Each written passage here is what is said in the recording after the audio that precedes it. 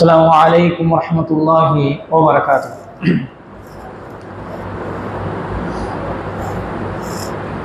الحمد لله وحده والصلاة والسلام على من لا نبي بعده وبعد. எல்லா புகழும் ஏகரவனாகிய அல்லாஹ் ஒருவனுக்கு மாத்திரம் உரித்தானதாக. அவனுடைய சாந்தியும் சமாதானமும் நாம் எல்லாம் உயிரை விட மேலாக நேசிக்கக்கூடிய உத்தம சத்திய தூதர் முஹம்மது நபி ஸல்லல்லாஹு அலைஹி வஸல்லம் அவர்கள் மீதும், அவர்களை பின்பற்றி வாழ்ந்த சத்திய சஹாபாக்கள், தாபிஈன்கள், தபா தாபிஈன்கள், சுஹதாக்கள், இமாம்கள், நல்லோர்கள் அனைவர்கள் மீதும், இன்னும் உங்கள் மீதும் என் மீதும் ஒட்டுமொத்த இஸ்லாமிய சகோதர சகோதரிகள் மீதும் அல்லாஹ்வுடைய சாந்தியும் சமாதானமும் என்றும் என்றென்றும் நின்று நிலவட்டுமாக என பிரார்த்தனை செய்தவனாய், அன்பான இஸ்லாமிய உறவுகளே, அல்லாஹ்வுடைய மிக பெரும் கிருபையினால் இந்த ரமலானுடைய மாதத்தில் நமக்கெல்லாம் அமல் செய்வதற்கான ஒரு வாய்ப்பை அல்லாஹ் ரப்பல் ஆலமீன் நமக்கு கொடுத்திருக்கிறான்.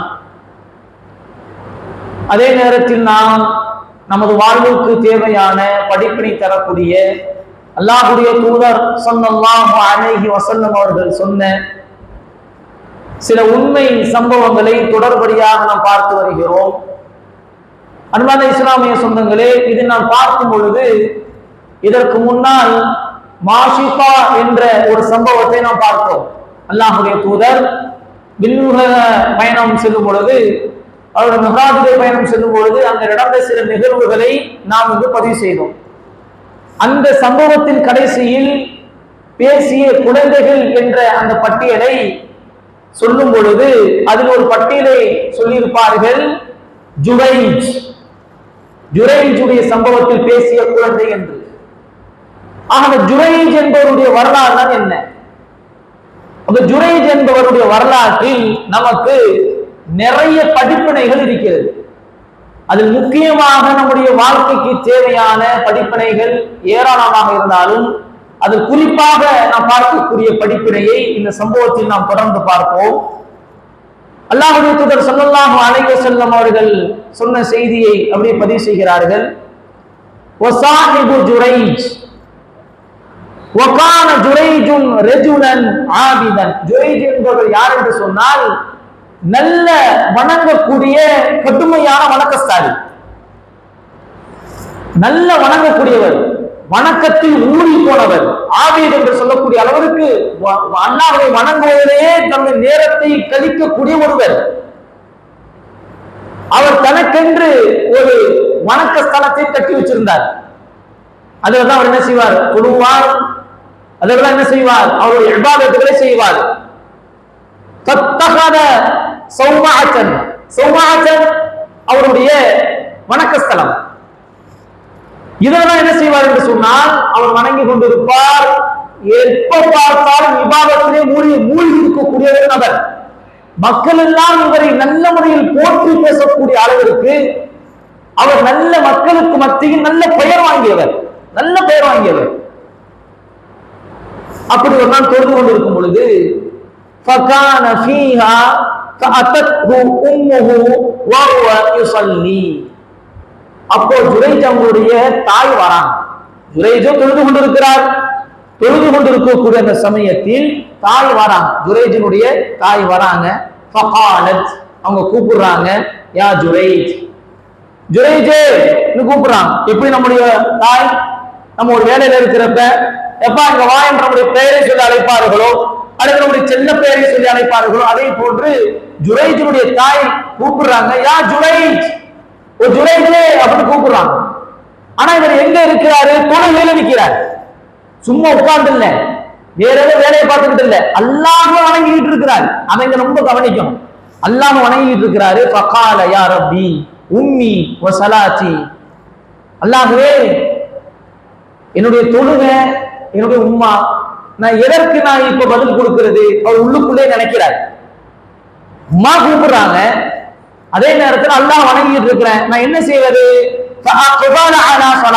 சரி, தொழுகை முற்படுத்துவோம், தொழுகிறார். தாய் என்ன செஞ்சுட்டாங்கன்னு சொன்னா, திரும்பி போயிட்டாங்க. கோபத்துல என்ன செஞ்சுட்டாங்க? என்ன கூப்பிட்ட காதுல வாங்கலன்னு திரும்பி போயிட்டாங்க. முதல் நாள் இந்த சம்பவம் நடக்குது. மறுநாள் அதே மாதிரி தொழுதுகிட்டு இருக்கிறாங்க. அந்த தொழுவக்கூடிய அதே நேரத்துல தாய் வராங்க. யா ஜுரைஜ் அப்படிங்கிறாங்க.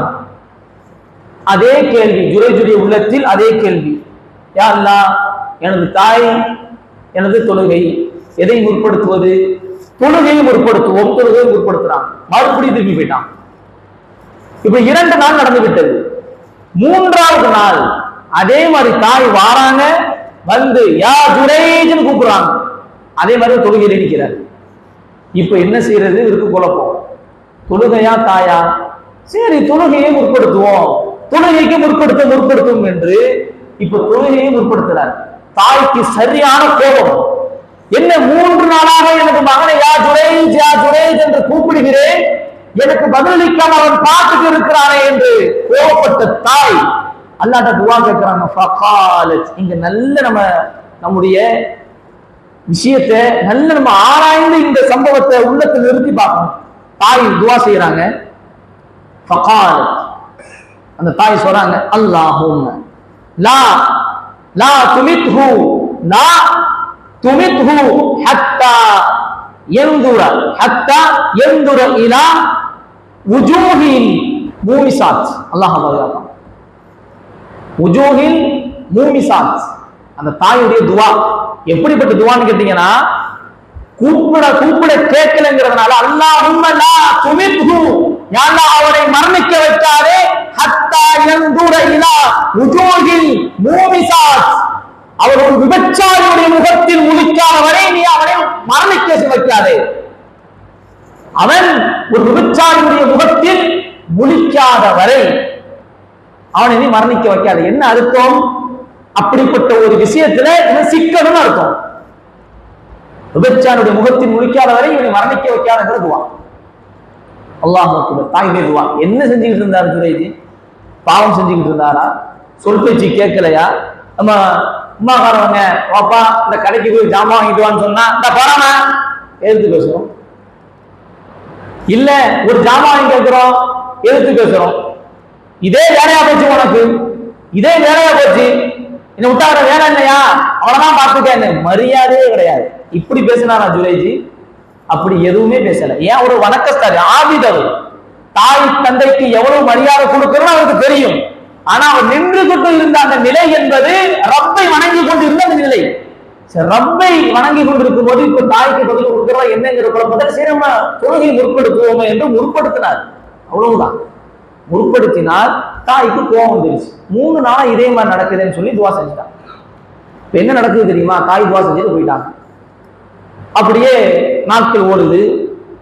இப்போ அந்த பனு இஸ்ராயலோட இருக்கக்கூடிய அந்த கூட்டமெல்லாம் எப்படி பேசுவாங்கன்னா, ஜுரைஜ்ங்கிறவரு ரொம்ப கடுமையான வணக்கஸ்தாலி, அவர் ரொம்ப கட்டுப்பாடா இருக்கக்கூடியவர் அப்படின்னு பேசிக் கொண்டு இருக்கக்கூடிய அந்த நேரத்துல அந்த காலத்தில் வாழக்கூடிய ஒரு விபச்சாரம் செய்யக்கூடிய ஒரு அழகு மிக்க ஒரு பெண், அந்த பெண் அந்த சமூகத்துல சொல்றால், நீங்கள் விருப்பப்பட்டால் நான் ஜுரைஜை கொலைப்பட்டன ஆழ்த்துறேன். தாயுடைய துவா இங்க எப்படி சுத்தி வருது பாருங்க. ஒரு விபச்சாரி சொல்லுகிறார், அழகு மிக்க ஒரு விபச்சாரி சொல்லுகிறார், நீங்க விருப்பப்பட்டால் இந்த ஜுரைஜை நான் குழப்பத்தில் ஆழ்த்துகிறேன் என்று அந்த ஜுரைஜுடைய இடத்தில் கொஞ்சம் அப்படி இப்படி ஜுரைஜை அடைய வேண்டும், ஜுரைஜிக்கு தன் மீது ஆசை வர வேண்டும் என்று என்னென்ன செய்ய முடியுமோ எல்லா விதமான சூழ்ச்சியும் செய்கிறார். ஆனா ஜுரைஜி சாதாரண ஆள் இல்லை, மனோ இச்சையை கட்டுப்படுத்தக்கூடிய ஒரு ஆபீஸ், அல்லாஹ்வுக்கு முழுமையாக கட்டுப்பட்டவர். அவர் 7 எடுத்து கூட பார்க்கல, 7 எடுத்து கூட பார்க்கவில்லை. அவர் வணக்கத்திலேயே இருக்கிறார். இந்த பெண்ணுக்கு தெரிஞ்சு போச்சு, இனிமே சரிபட்டு வராது, ஜுரைஜே ஒண்ணும் செய்ய முடியாது, எவ்வளவோ சூழ்ச்சி செஞ்சு பார்த்துட்டோம், எவ்வளவு ஆசையை ஊட்டி பார்த்துட்டோம், இனி ஒண்ணும் பண்ண முடியாது. அந்த ஜுரைஜினுடைய அந்த வணக்கஸ்தலத்துக்கு வந்து போகக்கூடிய ஒரு ஆட்டு இடையன், அந்த ஆட்டு இடையனோடு இந்த பெண் ஒன்று சேர்கிறாள். அந்த ஆட்டு இடையன் தன்னோடு சேர்வதற்கான அனுமதி கொடுக்கிறாள். கடைசியில் அந்த ஆட்டு இடையன் மூலியமாக கருப்பதும் தடுக்கிறார். இந்த ஆட்டு இடையன் மூலியமாக இப்ப அந்த பெண் கர்ப்பிணி பெண்ணா ஆயிட்டான். கர்ப்பிணி பெண்ணா ஆனதற்கு பிறகு அந்த பெண் குழந்தையை பெற்றெடுக்கிறார். பெற்றெடுத்து என்ன சொன்னாலும் தெரியுமா, நேரா அந்த குழந்தையை கொண்டு வந்து இது ஜுரைஜுடைய குழந்தை முடிஞ்சு போச்சு, இந்த குழந்தை ஜுரைஜுடைய குழந்தை அப்படின்ட்டான். அல்லாஹ் பாதுகாக்கும். இன்றைய காலம் அப்படிதான் இருக்கு. ஏதாச்சும் ஒரு பெண்கள் கண்ணீரை விட்டு பெண்களை தவறா சொல்ல நினைச்சுக்காதீங்க. இன்றைய காலகட்டம் அப்படிதான் இருக்கு. ஒரு பெண் கண்ணீர் விட்டு இந்த மாதிரி பண்ணிட்டானா ஏன் இருக்குன்னு கேட்காம கூட்டம் போட்டு அடிக்கிறது. ஏன் இருக்குன்னு கேட்க மாட்டாங்க. அந்த மாதிரி ஒரு சூழ்நிலை. இத்தனை காலமா பாவமே செய்ய மாட்டாருன்னு சொன்னாங்க ஜுரைஜ. அவரை யாரும் அவசியம் வழிகெடுக்க முடியாது அந்த கூட்டம் பேசியது. இந்த பெண் சொன்ன ஒரே ஒரு வார்த்தைக்காக வேண்டி இந்த கூட்டம் என்ன பண்ணுது என்று சொன்னால், ஒட்டுமொத்தமா போய் ஜுரைஜுடைய எல்லா விதமான அந்த வணக்கத்தை அடிச்சு நொறுக்கியாச்சு. ஒண்ணும் இல்லை, அடிச்சு நொறுக்கி ஜுரைஜி மட்டும் சாட்சி எடுத்தாச்சு. அடிச்சு இழுத்துக்கிட்டு வந்து ஜுரைஜிக்கு ஒண்ணுமே புரியல. என்னப்பா இது உங்களுக்குன்னா, நல்லா தானே இருந்தீங்க, ஏன் திடீர்னு இந்த மாதிரி பண்றீங்கன்னு கேட்கும் பொழுது சொல்றாங்க, காலும் என்ன சொல்றாங்க, ஜனைத பிஹாதிஹில் பஹிய ஃபவலதத் மின், அந்த பெண்ணோட சேர்ந்து நீ ஜினா செய்து விட்டு விபச்சாரம் செய்து விட்டு ஒரு பிள்ளையை பெற்றெடுத்து விட்டாய், அப்புறம் நீ சும்மா விடுவதா என்று சொல்றாங்க. உடனே ஜுரைஜி கேட்கிறாரு, அந்த குழந்தை எங்க? அந்த குழந்தை கூட்டுவாங்க. அந்த குழந்தை எங்க? அந்த குழந்தைய எடுத்துட்டு வாங்க. அந்த குழந்தைய கொண்டு வராங்க. நான் 2 ரக்காத் தொழுகிறதுக்கு எனக்கு அனுமதி கொடுங்க. அது வரைக்கும் என்ன செய்யுங்க, எதுவும் பண்ணாதீங்க. 2 ரக்காத் தொழுகிறதுக்கு எனக்கு அனுமதி கொடுங்க என்று 2 ரக்காத் தொழுகிறார். ஜுரைஜ் அவர்கள் 2 ரக்காத் தொழுகிறார். தொழுது விட்டு ஜுரைஜ் என்ன செய்கிறார் என்று சொன்னால், அந்த குழந்தையை கொண்டு வந்ததற்கு பிறகு அப்ப சதிய அந்த குழந்தையின் பக்கம் வராரு. வந்து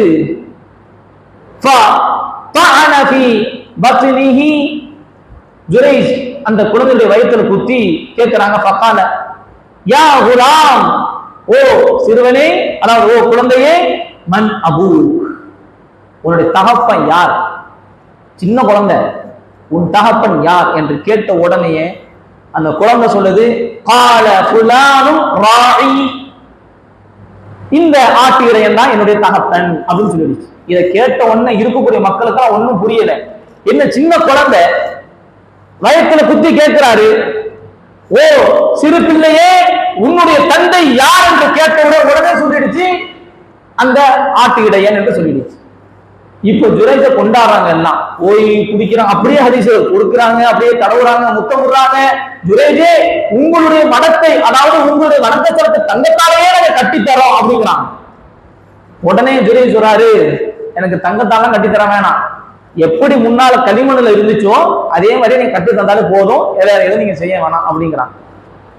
இது ஜுரைஜுடைய சம்பவம். இங்க நம்ம விளங்க வேண்டிய விஷயம் பாருங்க, நிறைய படிப்பினைகள் வரிசையா நமக்கு இதுல இருக்குது. முதலாவது விஷயம், தாயுடைய பேச்சுக்கு கட்டுப்படுவது, தாய் தந்தையை அலட்சியம் படுத்துவது. வணக்கஸ்தாலியே கொண்டு போய் நடுரோட்டில் நிக்க வச்சுட்டு, அல்லாஹ் பாருங்க, நல்லா கவனிங்க, அவர் வணக்கஸ்தாலி அல்லாஹ் வணங்குறாரு. அதனால ஜுரைஜையும் கைவிடல, ஆனா தாயுடைய துவாவையும் அல்லாஹ் கபூல் செய்யவும் இல்லை. இங்க 2 விஷயம் நடக்குது.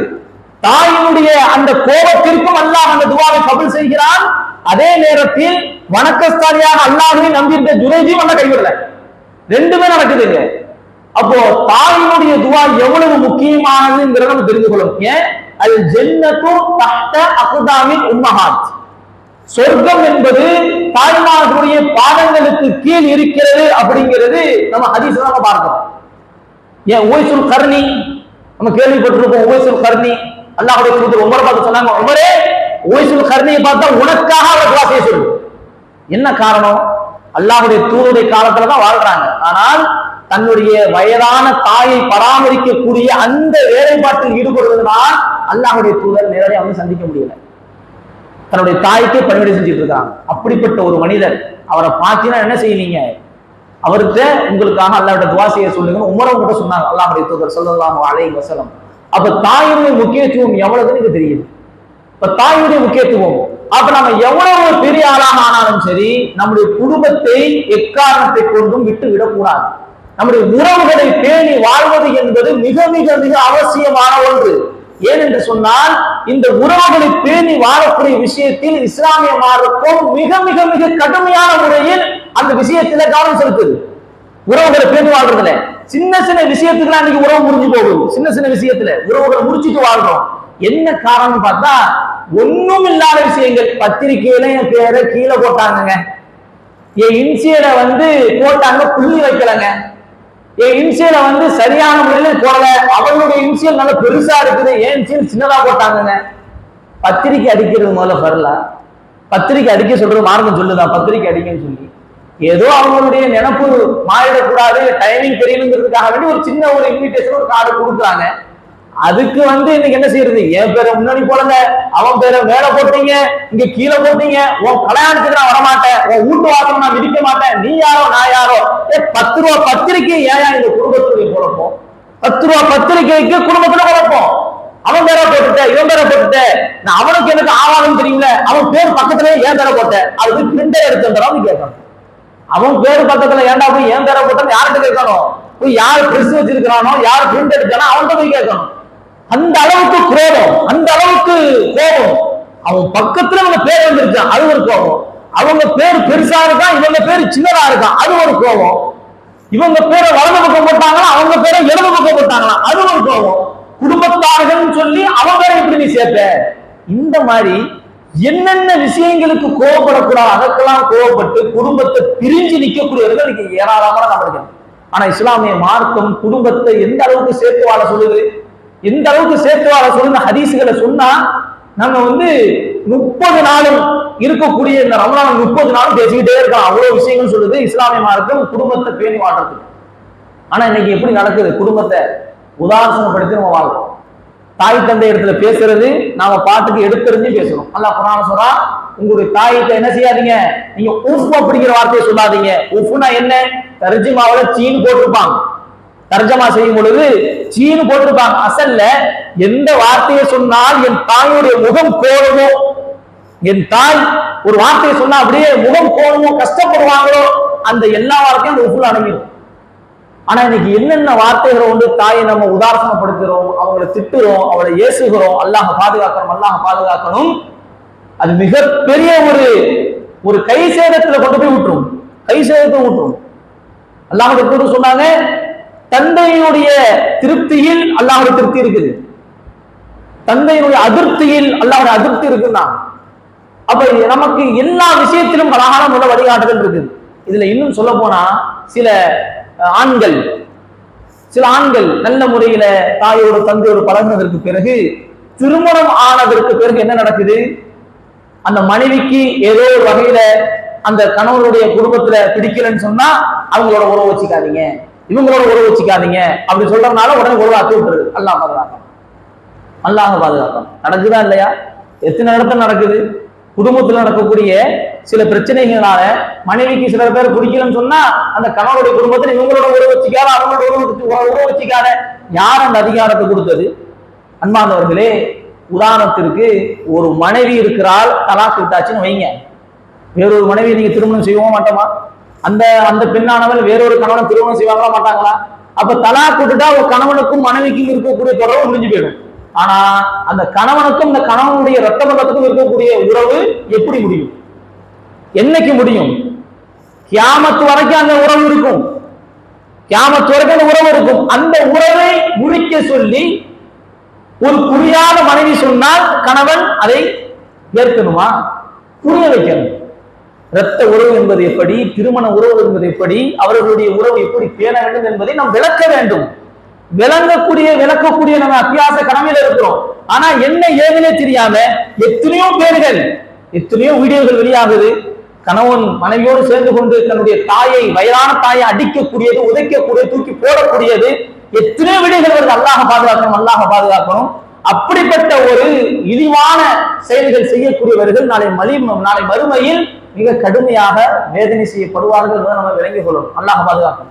இப்ப தாய் தந்தையுடைய விஷயத்துல அல்லாஹ் அதிகமான இடத்துல சொல்லுவான். அவ உறவுகள் பேணக்கூடிய விஷயத்துல நாம உறவுகளை ரொம்ப நம்ம பார்த்து பேணக்கூடியதாக இருக்க வேண்டும். இந்த ஜுரைஜுடைய சம்பவத்தில் தாயுடைய வார்த்தைக்கு எவ்வளவு மதிப்பு கொடுக்க வேண்டும் என்பதையும் இங்கு நாம உணர்ந்து கொள்ளணும். அதே நேரத்தில் பெண்ணுடைய விஷயம், எவ்வளவு பெரிய ஆவிதா இருந்தாலும் ஒரு பெண்ணுடைய விஷயத்துல பார்த்தீங்களா, ஜுரைஜுடைய அந்த வணக்க ஸ்தலத்தையும் உடைச்சிட்டாங்க, வணக்க ஸ்தலையும் உடைச்சு வீசிட்டாங்க. அந்த குழந்தை மட்டும் பேசலன்னா என்ன ஆயிருக்கும்? அடிச்சே கொண்டிருப்பாங்க. அப்படிப்பட்ட ஒரு சூழ்நிலை அல்லாஹ் அந்த குழந்தையை பேச வச்சான். அது எவ்வளவு பெரிய ஒரு முஅஜிஸா, அது எவ்வளவு பெரிய ஒரு அற்புதமான ஒரு விஷயம் ஒரு குழந்தை பேசுவது என்பது. அல்லாஹ் பேச வச்சான். அன்பானவர்களே, இன்னைக்கு சாதாரணமான ஒரு இளைஞர்கள் பெண்களுடைய விஷயத்துல ரொம்ப ஒரு எப்படி சொல்றது, ரொம்ப அலட்சியமாக இருக்கிறாங்க. இது மிகப்பெரிய வழிகேடு. ஒரு ஆணும் ஒரு பெண்ணும் தனிமையில் இருந்தால் மூன்றாவதாக ஷைத்தான் இருப்பான் என்பதை விளங்கிக் கொள்ளும். ஆக ஒரு பெண்ணோடு பேசுவதற்கு இனிமையாகத்தான் இருக்கும், ஒரு பெண்ணோடு பேசுவதற்கு பழகுவதற்கு ஆசையாகத்தான் இருக்கும். அது முழுக்க முழுக்க பாவம். யாரெல்லாம் காதல் திருமணம் என்ற பெயர்ல திருமணத்தை ஏற்படுத்தி கொள்றாங்களோ, திருமணத்திற்கு முன்னால நல்ல பேசுவாங்க, நல்ல பழகுவாங்க, அவர்களுக்கு இன்பமாக இருக்கும். எப்படா மெசேஜ் வரும், போய் பார்க்கலாம், எந்த இடத்துக்கு வர சொல்றாங்க போகலாம், ரொம்ப ஆசையா இருக்கும். திருமணத்திற்கு பிறகு என்ன நடக்கும்? திருமணத்துக்கு பிறகு ஒரு மனைவியை பார்த்து சிரித்தால் நன்மை. உங்களுடைய மனைவியினுடைய வாயில் ஊட்டி விடக்கூடிய ஒரு கவலை வாய், ஒரு சாப்பாடு. அல்லாஹ்வுடைய தூதர் சொன்னார்கள், சதக்காவிலே மிக சிறந்த தர்மம் உன் மனைவியுடைய வாயில் நீ ஊட்டி விடக்கூடிய ஒரு கவலை வாய் என்று சொன்னான். அது நடக்குதா? திருமணத்திற்கு பிறகு நடக்குதா? ஆனா அன்பான இஸ்லாமிய சொந்தங்களே, உறவுகளே, ஆக நாம் விளங்க வேண்டும். மார்க்கம் எப்படி நமக்கு எதை கற்றுத் தருகிறது, எப்படி வாழ்க்கை அணுகுமுறை செய்ய சொல்கிறது என்று நம்ம விளங்க வேண்டும். ஆக அன்பான இஸ்லாமிய சொந்தங்களே, உறவுகளே, பெண்ணுடைய விஷயத்தில் இளைஞர்கள் மிக கவனமாக இருக்க வேண்டும், மிக கவனமாக இருக்கும். ஏன்னா இன்னைக்கு அதிகமாக இளைஞர்கள் பயன்படுத்தக்கூடியது ஃபேஸ்புக், இன்ஸ்டாகிராம், மற்ற ஸ்னாப்சாட் போன்ற இந்த சோசியலுடைய வலைத்தளங்களை பயன்படுத்துறாங்க. இதுல அதிகமான முசிபத் எதுல வருதுன்னு பாத்தீங்கன்னா, இன்ஸ்டாகிராம்ல வருது, ஃபேஸ்புக்ல வருது. எனக்கு உதவி செய்யுங்க, ஒரு பெண்மணி மெசேஜ் அனுப்புவாங்க, எனக்கு உதவி செய்யுங்க, உதவி செய்யுங்க, சில ரிப்போர்ட் அனுப்பிடுவாங்க. அனுப்பிவிட்டு என்ன செய்வாங்க, உங்கள்கிட்ட கொஞ்சம் பேசணும், தனிமையில பேசணும், சில விஷயங்களை சொல்லணும்னு சொல்லி பரிதாபமா பேச மாதிரி பேசி என்ன செய்வாங்க, கொஞ்ச நேரம் பேசுவாங்க. இதுல நிறைய ஒரு ஸ்கேம் நடக்கக்கூடிய கும்பலும் இருக்குது. நீங்க ஆசையாக பேசுவாங்க, நம்ம தனிமையை தானே பேசுறோம், கொஞ்சம் பேச ஆரம்பிச்சு போனீங்கன்னா ஸ்கிரீன்ஷாட் எடுத்து அனுப்புவாங்க, இதை நான் வலைத்தளத்துல போட்டுருவேன், இல்லைன்னா எனக்கு இவ்வளவு பணம் கொடு. நீங்க நல்லா கண்ணியமா இருப்பீங்க, நிறைய ஃபாலோவர்ஸ் வச்சிருப்பீங்க, நான் போட்டுருவேன், இவருடைய ஐடியா பார்த்து போட்டுருவேன், எனக்கு காசு கொடு. இந்த மாதிரி மிரட்டி பணம் வாங்கக்கூடிய கும்பலும் அதிகம். அதே நேரத்துல இப்படி எவ்வளவு செல்வாக்கு இருக்கிறதோ, எவ்வளவு மக்களுக்கு மத்தியில நல்ல மரியாதை இருக்கிறதோ, எல்லாவற்றையும் கொண்டு வந்து நடுத்தரவை விட்டோம் இந்த பெண்ணுடைய விஷயங்கள். அல்லாஹ் பாதுகாக்கணும், அல்லாஹ் பாதுகாக்கணும். ஆக பெண்ணுடைய விஷயத்தில் பயந்து கொள்ளுங்கள் என்பதாக அல்லாஹ்வுடைய தூதர் சொல்லி இருக்கிறாங்க. ஆக நாம ஈமானை நாங்கள் வலுப்படுத்தி கொண்டோம் என்று சொன்னால், ஈமானுடைய அடிப்படையில் அல்லாஹ்வை பயந்து நடந்து கொண்டோம் என்று சொன்னால், தனிமையில் இருந்தாலும் சரி அல்லது கூட்டாக இருந்தாலும் சரி, நாங்கள் அல்லாஹ்வை பயந்து நம்முடைய வாழ்க்கையை நடத்தக்கூடியதாக இருப்போம். நாம் இந்த சம்பவத்திலிருந்து படிப்பினையை பெற்று அதை நாங்களுடைய வாழ்க்கையை செயல்படுத்தக்கூடியதாக இருக்க வேண்டும். ஆக நம்முடைய கண்ணியத்திற்கு இழுக்கு தரக்கூடிய விஷயத்தை எதற்கு நாங்கள் இடமளித்து விடவும் கூடாது. நம்முடைய தாய்க்கு எந்த அளவுக்கு மரியாதை கொடுக்கணுமோ அந்த அளவுக்கு மரியாதை கொடுக்கக்கூடியவர்களாக நாம் இருக்க வேண்டும். அப்படி இல்லை என்று சொன்னால் அது மிகப்பெரிய கைசேதத்தை ஏற்படுத்தும் என்பதை நாங்கள் விளங்கிக் கொள்ள வேண்டும். அல்லாஹ் ரப்பல் ஆலமீன் நம்முடைய வாழ்க்கையில் நல்ல கண்ணியத்தை பெற்றுத்தரக்கூடிய செயல்களை மட்டும் செய்யக்கூடியவர்களாகவும், நம்முடைய தாய் தந்தைக்கு நல்ல முறையில் கட்டுப்பட்டு நடக்கக்கூடியவர்களாகவும், அவர்களுடைய விஷயத்தில் கவனமாக இருக்கக்கூடியவர்களாகவும், நம்முடைய வாழ்க்கையை நல்ல சீராக செம்மையாக மார்க்கத்தோடு இணைந்து நாங்கள் வாழக்கூடிய மக்களாகவும் அல்லாஹ் நம்மளை ஆக்கிருக்க வேண்டும் என பிரார்த்தனை செய்தவனாய் எனது உரையை நான் நிறைவு செய்கிறேன். அஸ்ஸலாமு